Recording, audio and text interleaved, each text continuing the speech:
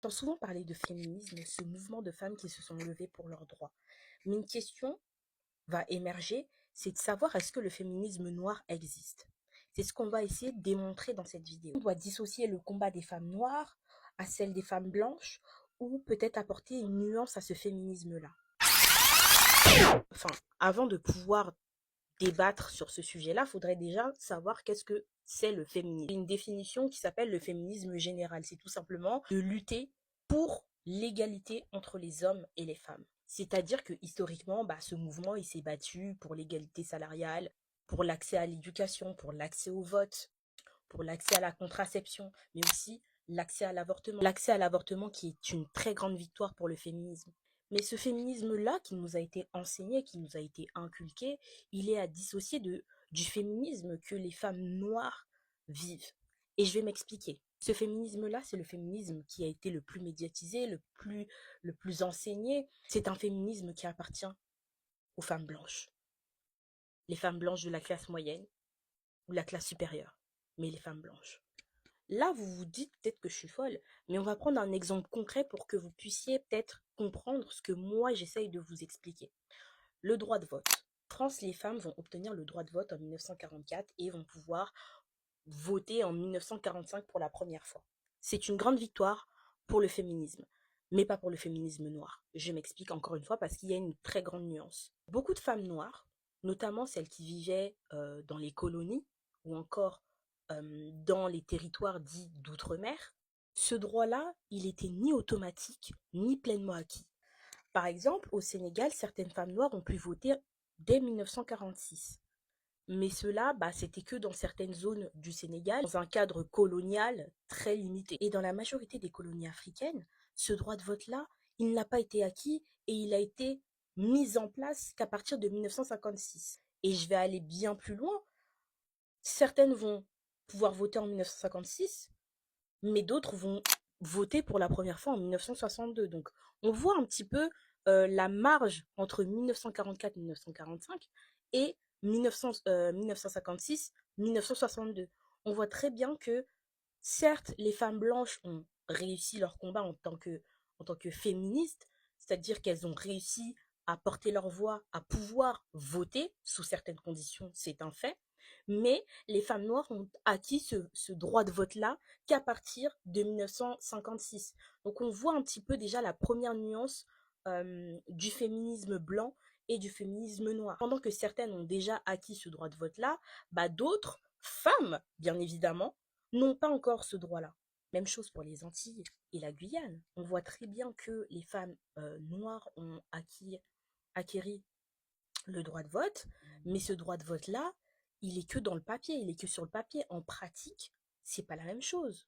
Pendant que certaines célébraient leur nouvelle citoyenneté, d'autres noires, colonisées, marginalisées, luttaient encore pour être reconnues comme des citoyennes à part entière. Certaines se battaient pour accéder au monde du travail. Les femmes noires n'ont jamais eu le luxe de pouvoir rester chez elles. Elles étaient déjà au travail. Vous voyez ce que je veux vous dire? Elles ne se battaient pas pour aller au travail, elles étaient déjà au travail. Elles étaient au travail, pas dans des bureaux, pas dans des postes haut placés. Elles travaillaient dans des champs, dans la maison des bourgeois, à éduquer des enfants, s'occuper d'un autre foyer au détriment de leur foyer. Elles étaient sous-payées, elles étaient exploitées, elles étaient invisibles. Donc ce que je veux dire par là, ce que je vous explique, c'était que leurs combats n'étaient pas les mêmes et leurs combats ne sont pas les mêmes, ne seront jamais les mêmes. Et c'est pour ça qu'aujourd'hui, moi, je vous parle de féminisme noir.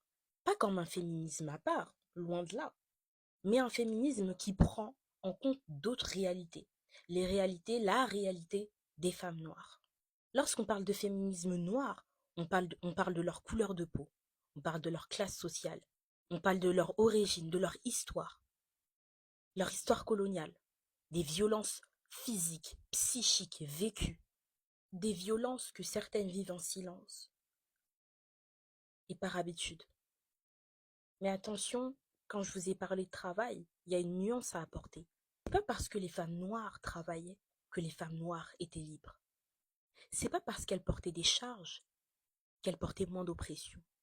Être active, c'est pas être épargnée. Être une femme noire, c'est quoi? Être une femme noire, c'est devoir lutter tous les jours. Lutter parce qu'on va critiquer sur tes cheveux.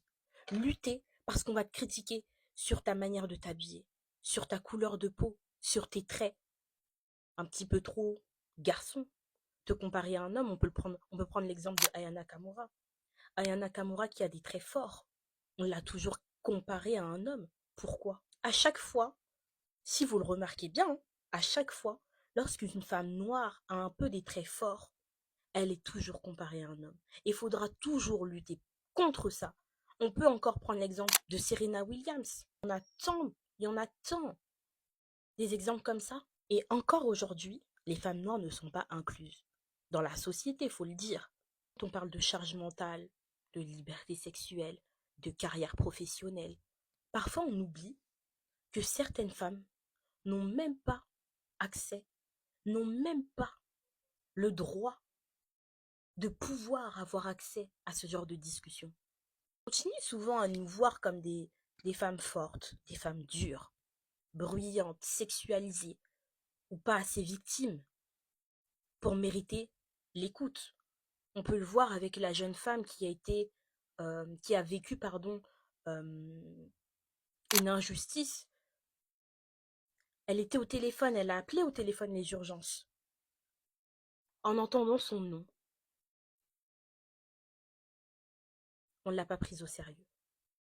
Lorsqu'une femme noire va à l'hôpital, c'est toujours pas grave. Parce qu'une femme noire peut supporter la douleur, peut supporter tout, peut tout supporter parce qu'elle est forte. Alors oui, c'est un fait. Et j'affirme, pour moi, le féminisme noir existe. C'est pas une opposition au féminisme blanc, c'est juste une nécessité, une réponse à une réalité bien concrète, bien vécue. Et peut-être qu'au fond, le vrai féminisme, c'est celui qui accepte de s'élargir, de se remettre en question et d'écouter toutes les voix, même celles qu'on entend trop peu. Donc, dites-moi ce que vous en pensez. Est-ce que pour vous, le féminisme noir existe? Toi, femme noire, penses-tu que le féminisme noir existe? Pensez-vous qu'une femme noire a les mêmes combats qu'une femme blanche? Pensez-vous que nous devons lutter pour les mêmes choses? Et pensez-vous, surtout, qu'on devrait dissocier le féminisme noir du féminisme blanc ou tout simplement élargir le féminisme, la notion de féminisme? C'est tout pour moi.